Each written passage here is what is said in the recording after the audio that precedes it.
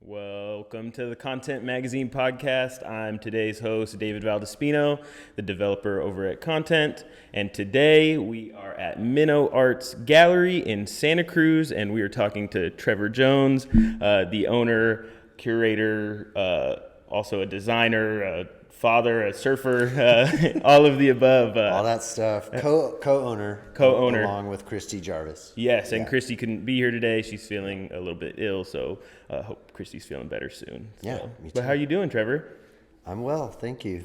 Right on. Yeah. So Content is down in Santa Cruz. We're kind of making rounds. We're talking to folks from First Friday. We're going to stop by Liminal Space later on today, but Cool. y'all are our kind of first stop on the trip, and we wanted to kind of catch up and see what y'all are doing down here. Yeah. And so that kind of starts with you as a person, like we did a little bit of research. We kind of saw your bios on the website, but we didn't see too much more other than that. I mean, there's a lot in that bio, but I have a lot going on, yeah. yeah. So why don't you tell me a little bit about yourself and as a person Yeah. and kind of what you're doing? Yeah, cool. Primarily, I guess I'm a family guy. I live up in Bonnie Doon outside of Santa Cruz here with my wife and two kids. I have a 3-year-old boy and a 6-year-old girl. And that gratefully consumes a lot of my time these days, but I'm also a builder and a designer, so I'm a general contractor. I have a master's degree in architecture from the University of Oregon, but I work doing building design, both commercial and residential projects, and then also work as a general contractor building new construction homes, commercial tenant improvements here in Santa Cruz. We work a little bit outside of Santa Cruz as well. Right now we have some projects up in Oakland and then down in Yucca Valley, Okay. near Joshua Tree in Southern California. And so I've had this creative design build practice since getting out of architecture school in 2009 up in Portland. I lived up there for 15 years, and that was kind of the cauldron of my life as a creative person in a way. No doubt. Kind of coming up in that sort of do-it-yourself art and design and Yeah. skateboard and music scene of Portland in that era. Mm-hmm. And I've been here in Santa Cruz for about 10 years. I grew up over the hill in Cupertino. These chairs you're sitting in were a curb find at my parents' house in Cupertino. Perfect. I reupholstered them for more, I don't know, classy gallery use. Totally. Totally. So Yeah. So along with Basically it. yeah, totally. So how does that, Yeah. background in design kind of tie into what you're doing here Yeah. at Minnow Arts? Yeah, so Christy and I connected actually sort of through a carpenter I was working with, a local artist here, super radical guy named Jeremy Borgeson. Mm-hmm. Jeremy connected Christy and I because Christy was looking for office space, and at the time I had an office in the barrel aging warehouse of Humble Sea Brewing Okay. on the west side of Santa Cruz, and I kind of invited Christy to come and take a look, and it wasn't going to work out there for us. Humble Sea was kind of shifting gears, and they actually asked me to leave. Yeah. At the same time, I kind of invited Christy in. And this was like pandemic. Yeah, this was times. pandemic era, and Humble Sea was kind of switching from supporting their tap rooms with the warehouse space to building an operation to ship out cans. Mm-hmm. And so Christy and I then started looking for office space together. Christy's a landscape architect, and we found this place, which was previously the Literary Guillotine, a bookstore.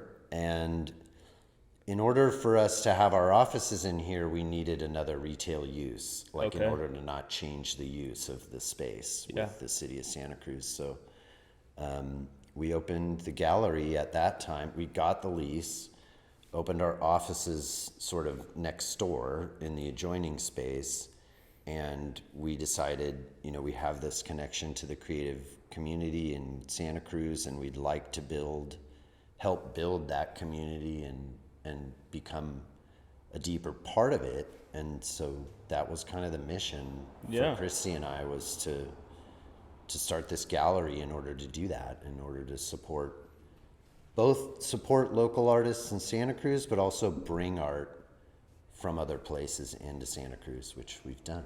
Yeah.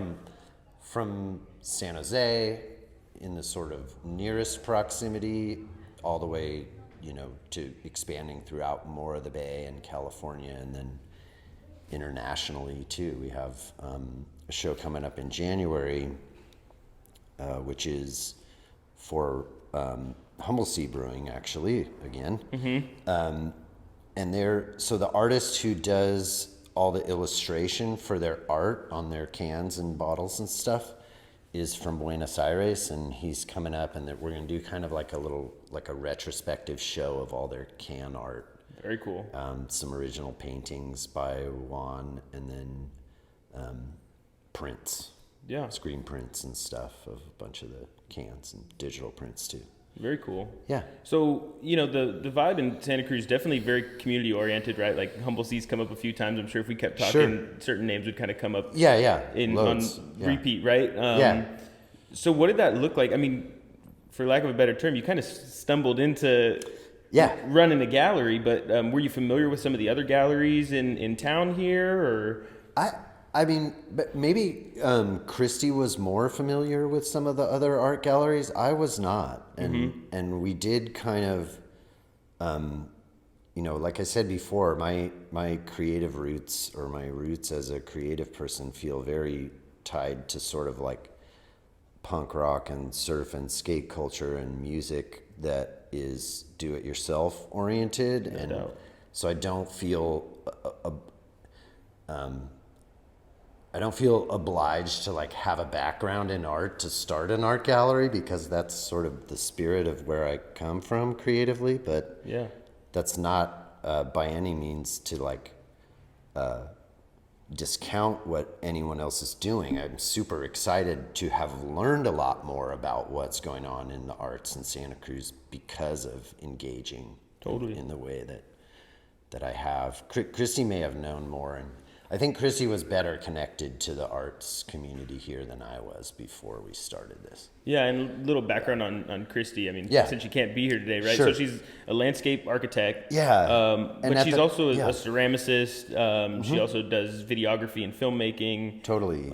And at the time we met, actually, she was just kind of on the tail end of having wrapped up producing Man in the Field with Patrick Treffs, the director of that film, who's in the gallery now. His show is in here now, and we just had an opening on Friday, and that is a film about the land artist and chef Jim Denovan. Yes. A local here to Santa Cruz, and a lot of people are aware of Jim's work. And so she had just kind of wrapped that up, and that was sort of touring, I think, at the time, and just being released. When we started the gallery. And so Christie's connected with the whole, a lot of the Santa Cruz creative community that's connected to Jim as well, and no doubt. Patrick. And, that's, it's hard to speak for her. Yeah, no doubt, no doubt. Yeah, just so people kind of get a taste of what was going on, right? But totally. So how does kind of curation of this spot work between Christie and yourself? Yeah. Good question. Yeah. We ask ourselves that question just every couple months. Whenever there's a new show coming. Yeah, whenever there's a new show coming in, it's like, how did this happen? Yeah. It's kind of like, I would say it's almost like, it's partially affinity based, like people that Christie and I, like I said, are just connected to within the creative community, and then there are some people within the community that I should kind of shout out that have been really supportive of the gallery. Like Thomas Campbell was one of the first people to show in the space, and has been kind of a mentor and a benefactor in a way of the gallery, and helping us to kind of figure some stuff out, because he's been around the art world a long time, around surf and skate worlds too. Yeah. And then, we're developing more of an intentional approach to supporting the BIPOC and LGBTQ plus communities in Santa Cruz, and trying to gear our programming more towards supporting that than would be maybe like natural or endemic to the place, because sometimes Santa Cruz is maybe criticized from the outside for being not very diverse place. And we don't want that perception to be. I think that is a perception problem for Santa Cruz. I think Santa Cruz is actually quite a diverse place, and we want to support that and show that that's true. Brilliant. Be part of demonstrating that that's true about Santa Cruz. So, very cool. Yeah. And then I guess that's what's happening. I guess that's it. Yeah. I mean, it's always hard to say what's happening until somebody asks you, right? Yeah, and I mean, part of it is also, a little bit improvisational. Like we haven't to date had a super clear mission statement and been like, well, this is what we're all about, and we don't really want to be. Again, I'm kind of speaking for Christie as well, I guess, but I'm pretty sure she agrees with me that we don't really want to be limited too much by defining exactly what we are, because we'd like opportunities to be there and to explore and understand what this space can be. We're also kind of trying to do more events in the space. We've supported like kind of an experimental music series of events. It's been called Sonic Happenings. It's been called a few different things throughout its life, but we have hired young people in the gallery that are involved in that scene in Santa Cruz, and we've kind of let them take the reins and program that and explore what this space can do for that scene here in Santa Cruz, and how it can support that kind of work. And we want to have more different kind of events in here that really also, define this space as not just an art gallery, but as a community event space that has art shows a lot. Totally.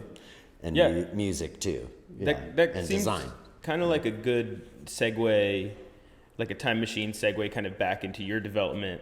As a creative, as somebody that's interested in all kinds of things, right? Because initially in your undergrad, you studied at was it UCLA for your undergrad? I studied economics at UCLA. Yeah, and so just even like flipping through your kind of bio, right? Like somebody that's going from like economics to like traveling the world to getting into software and then kind of coming back. Like there's almost kind of like that limitless, like genre-free kind of. Yeah, I can't help it. Yeah, it's just kind of my nature, I guess. Where do you think that kind of comes from for you? Oh, good question. I don't know. I don't even know how to answer that. I think it's natural to me. Maybe it comes from just listening to myself and what is natural to me, as opposed to trying to fit particular categories or I don't observe the guardrails too much, I guess. Yeah. Maybe a way of saying that. Without trying to sound ostentatious or like I'm trying to be cool or something. Yeah, no. Well, I think that the flip side of that, like, alternative to the cool portion of it, like I'm sure there's a lot of like, oh shoot moments. Oh, definitely. Right? So like, can you kind of... That's just like skateboarding or design or surfing or any of it. I think people who are not involved in creative enterprises don't necessarily know how much failure is involved or how much getting bounced off the bottom or sort of trial and error. Yeah. The process is that, and if you've engaged in the process a lot, you just get used to that. And that's natural too. I mean, I guess, yeah, everything's generally characterized in reality or real truth by constant change. Yeah, I guess I just accept that. Yeah, and you kind of settled, well, not settled, right? But like you kind of landed on design, Yeah. which is kind of rooted in architecture and buildings, which is kind of like almost the opposite of trial and error, right? Like when you're kind of building a... Well, yes and no, I guess. I think there's always an end result, but even buildings don't last forever. Yeah. They're in people's, cognitive, in people's imagination, or like in people's map of the world, buildings are there forever. Yeah. But when you're engaged in that act of building design and of construction, and realize how they deteriorate and how they need to be rebuilt or modified for different uses. I did a bunch of adaptive reuse type projects in Portland when I worked there, because that, there was a lot of building stock that kind of supported that. The building stock in Santa Cruz, maybe less so. But yeah, I think that's a really good point. I think there are end results in design, and there's the process, and it's just like there's a project I'm working on right now, and I was reading about a museum that the Japanese architect Kengo Kuma designed, and he designed a path to the museum, and kind of based on thinking about the Japanese tea ceremony and the thought that the path to the building where the tea ceremony takes place is just as important as the building itself. It's kind of an analogy, I guess, with the design process generally, which is like, we're in a culture where Instagram or whatever, social media or even magazines, like show the end result primarily. Most definitely. As the, thing that sells things, mostly. But the process for people who are actually creative people, that the process is just as much important as the end result. Yeah. I feel that way. And I know a lot of people that are, my sort of cohort or whatever feel the same way, and that's what we do. And within that community is sort of explore what the whole thing is. And have you kind of taken anything in that same vein from like the artists that you've hosted at the gallery, right? Because galleries, social media galleries are kind of the same way, right? Because you come in and you kind of see these finished pieces of art, and unless somebody tells you that somebody spent 40 hours on this, right? Oh, sure. Yeah, I mean, we participate. Christie and I participate a lot in hanging the shows and obviously in curating the shows, but actually physically hanging them, there's been a whole variety of different ways that install happens. Like we don't just have people in here that are in a mature stage of their career as an artist. There are a lot of like emerging or mid-career artists that we're interested in supporting, and sometimes those people have come with their work and been like, help, like how do I hang a show? And there's that range all the way up to like, Thomas Campbell, who was like insanely skilled at seeing this space, and for one of the first shows that we had in here was like a fire sale of his, and we literally like both packed our vans in Bonnie Doon and drove them down here full of the art that was going to be in the show, and then he just like blasted and covered every square inch of the space, in an incredibly cool way of, occupying the gallery and packing that much work in. Like it takes someone who's had a 30-year, 40-year long art career to figure out how to do that in like a day. Totally. Most definitely. So there's a huge range. Yeah.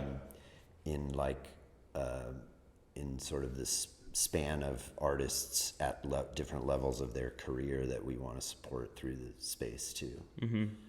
And has that kind of had any impact on?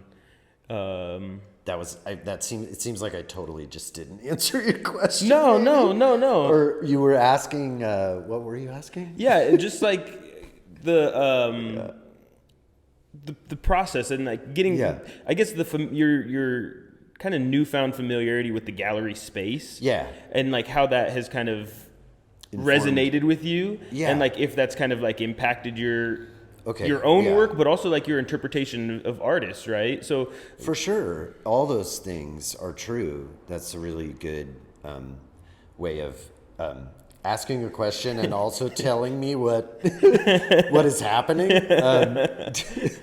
Because I move really fast right now with like the demands of family, and then this design build business I have is growing, and the gallery is kind of, is taking up a lot of space too. Mm-hmm. And it all kind of like converges in a soup of, of creative energy.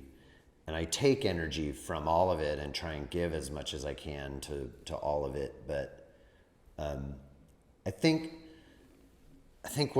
maybe one of the things I've taken from the experience of kind of, I guess, becoming a gallerist in a way is that's what I'm describing about my own life is what a lot of the artists are going through too, and are also experiencing, like in that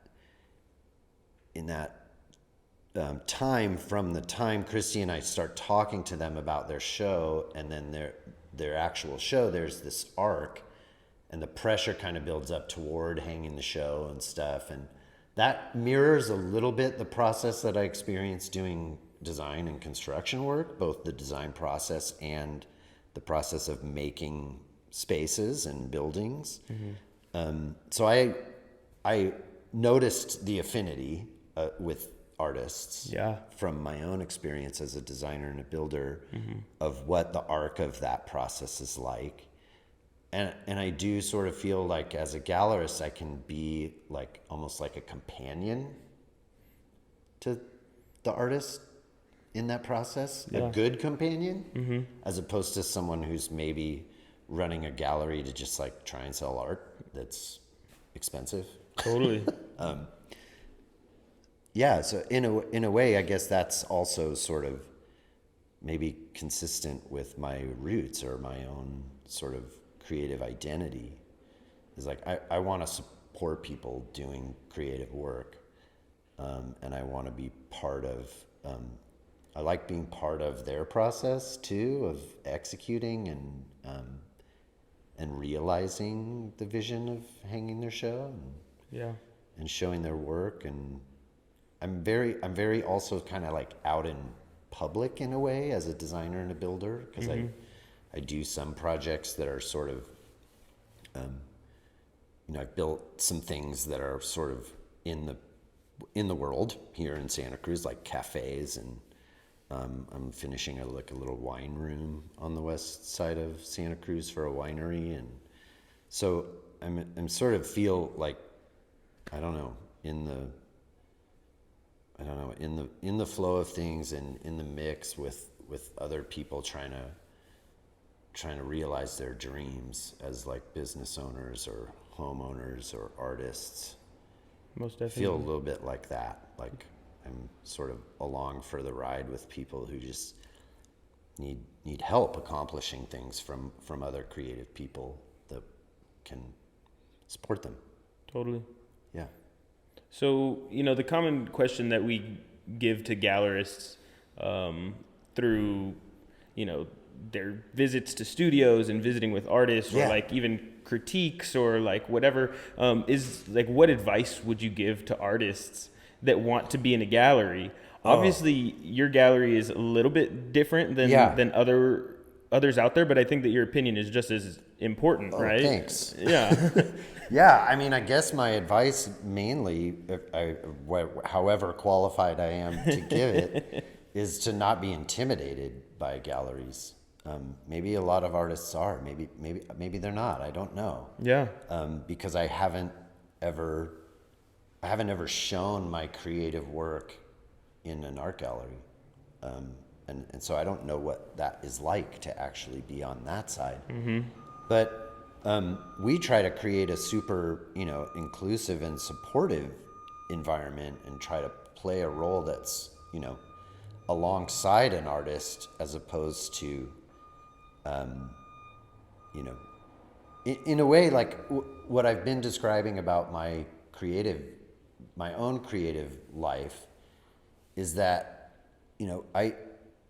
I kind of feel like as a designer and an artist and a creative person in my own right, I'm interested in like demystifying things and demystifying the process of having an art show in a gallery is maybe something on the level of advice for artists, which is like, these processes, like, whatever, all the way back to studying economics is about sort of demystifying, like, how do people make decisions? How does the world work? In certain ways. I would give that advice to artists, which is that you can, by participating in things, you demystify them. And you can't totally demystify things for yourself by just going on the internet and looking at stuff. You have to actually do stuff. Yeah, and like comparing yourself in that way, right, to people's finished product. And like, once you kind of find yourself in that space, it... Almost just comparing yourself to other people altogether or anything that's on the internet is a bad idea. Or comparing yourself to that. Or having expectations about what having an art show at a gallery is, to start with, is probably a bad starting point. Yeah. The better starting point is, how can I demystify things and become the person I'm interested in? If you're interested in being a person that shows art at an art gallery, I guess. Yeah. Well, and that's kind of the place that you found yourself in opening the gallery. Right? Is like, totally. Because like, if you really got in your head about like what a gallery is supposed to be. No, it wouldn't work out this way. For sure. It would work out completely differently. So it's all about attitude and intention, I guess. Well, and what was that process like when you were like, you and Christie both decided like, okay, we're going to open an art gallery? Like, what is the first? The first show that was in here was actually like, and so maybe this is also, there's like, I'm learning all these things from being here and talking to you. Great. I think the first show that we had came out of something that is still true about the gallery, which is just like, let's explore what personal connections we have and who could do something right now in the gallery. And the first show that came up ended up being, I was working with a design client I was working with the owner of Metavinyl, like the independent record store here in Santa Cruz, on a design for a house for him up in Washington State, because he's going to move. He's going to sell the record store and move. Mm-hmm. And he's like, oh, and I have all these psychedelic rock posters. Like, I have this collection of psychedelic rock posters. And I was like, well, do you want to show them? And like, I think we're going to open an art gallery. Do you want to show them in there? And he was like, yeah, let's do that. And it was kind of like, well, I was trying to also help him sell some stuff as he was moving and selling the record store. But also, I thought they were really cool. Like, I looked at the collection and I thought this was really cool, and other people in Santa Cruz would be into this. And so that's what we did. That's what the first show was. was Paul's collection of psych rock poster art from the 60s. And then I went on to actually, so I designed this house for Paul, and then he sold the record store to some friends of mine, and I remodeled the record store for them too. So it's kind of all part of it. And then Christie's relationship to Jim and Patrick, led to programming in the gallery it took a long time to put a show together with Jim, and an Outstanding in the Field event in which we closed a block of Cedar Street across from the gallery here and had one of their meals, and a show that was kind of a retrospective of Jim's work as a land artist here in the gallery, and a bunch of his personal artwork, and then photographs of the land art and a video running of some Outstanding in the Field events. And that was kind of an interactive multimedia event. Yeah. That came out of Christie's, personal relationships. So it's kind of a very personal place. And it has developed in a pretty personal way for us in some ways. And then we're trying to grow beyond that to include more people in the community that are not necessarily like just our friends, Most definitely. or our colleagues. Yeah. I mean, I think that a lot of times art kind of has that perspective of like a divine inspiration, or like an all-seeing kind of like purpose and everything else. Sure. But a lot of the stuff that you're talking about is very community-based. Yeah. It's very, inspiration-based via the people that you're with and around. I think that's like extra richness. That's like hitting the bonus. Like both the inspirational and the more rootsy on the ground, community oriented. Yeah. Yeah, that's how the would sweet spot. So how would you, we're based in San Jose. We covered the South Bay. We covered part of Santa Cruz, right? So for folks that like haven't come out for First Friday Santa Cruz or something like that, like how would you describe the kind of art scene, or like what they could expect down here? Oh, it's great here.